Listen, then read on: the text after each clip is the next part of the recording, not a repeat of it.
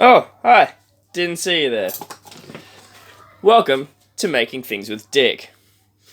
In today's episode, I'm going to be showing you how to make some letters into some steel using some letter punches. This thing's alright for soft metals like aluminium, but it's not the best for hardened stainless steel, which is what we're going to be working with today. We're going to get ourselves a block. We're going to get ourselves a solid piece of metal so that the letters, when we stamp, don't push through the other side of the spoon so much.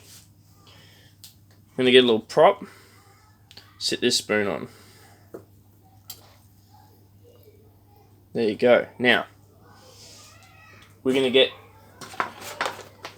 pick one of these tools out.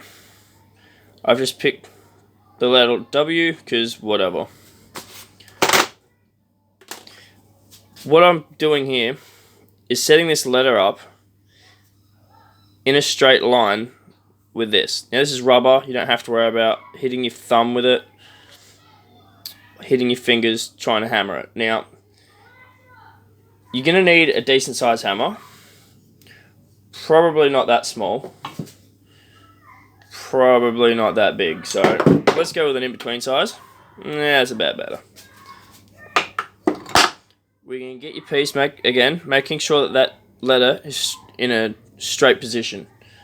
You're going to have good control, left, right, fore and aft, and you should be able to get the angle of your letter correct. Now, some of these, because it's a cheap Chinesium set, out of this special Chinesium metal, the letters aren't in line with the hex, so it's not like the top of the hex is in line with the letter. They're not in any really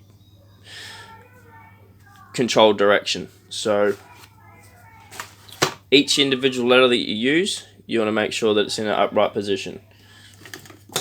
Then when you're going to hit this piece, you want to hit it fairly hard and you want to do it right the first time. Now, because you're fighting with a curve of the spoon on the metal, you're going to have to keep lifting up the handle so that when you punch, you're not punching off to the side. You don't want to be punching over here because it's going to punch the work through and not have the metal backing. So what happens is the whole metal is just going to bow out of the way instead of pressing in the parts that you want to press in. And you're going to get a very shallow looking letter like I have on this first one. That's not that deep. Whereas this one, you can kind of see the bottom. That one just is more of a light scratch than anything because that one was done on wood and this one was done on metal. So again, I'm going to have to lift up this spoon somehow. It helps if you've got someone else to hold it. Obviously, not everyone's got someone to hold stuff for them. I'm going to have another crack with this W. Looking to the sides to make sure that you are in line with the other letters. Not too close, but not too far away.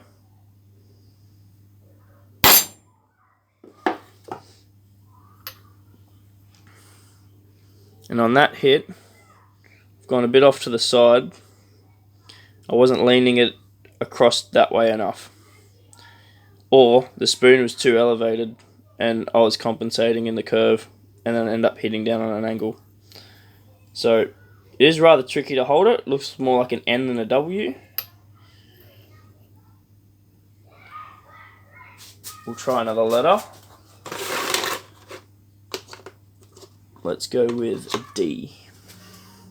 And the D's back. Some of these you got to think a little bit because you don't want to put it in backwards, thinking, oh yeah, that's the right way, and then you flip it around and then it's the wrong direction, which is quite possible to do with the letter O or the letter X.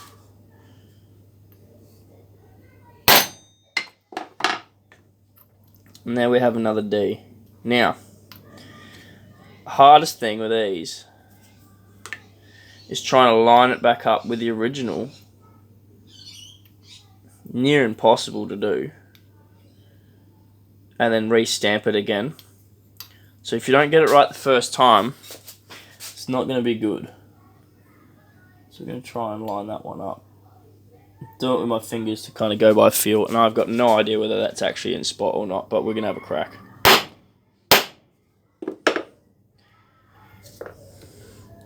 It didn't come out too bad. Could have been better. They are going to push to the other side. You can see there's a bit of a flat spot there, a flat spot there. Really tell in the mirror of it. Now, what you're also going to do is get some polish when you're all finished. Probably a bit much, but that's what you get. Then you're going to get a drill with a polish head on it. Starting off small. I might actually piss off half of that. You can either spread it onto the whole mop, polishing head, polishing wheel, whatever you want to call it. Start off slow. If you start off too fast, it's going to get that stuff and it's going to flick it everywhere. So you either start off slow until everything's kind of spread around, and then you can do this on any surface you want once you've got it.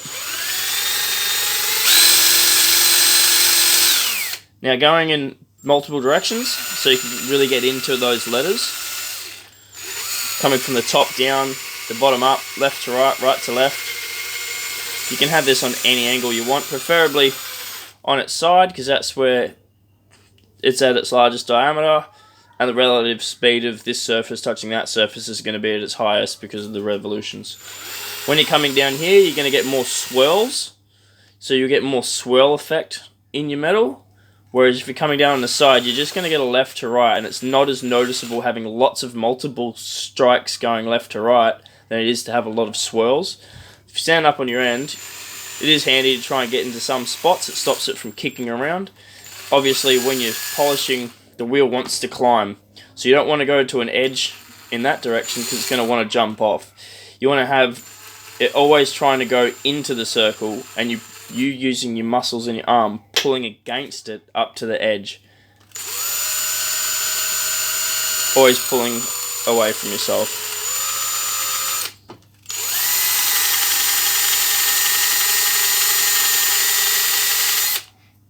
And then same again on the reverse. Always want to be climbing away from the edge, not climbing up the edge, because it will literally pull it around like that. So that should help you get by. If there's any other questions, let me know.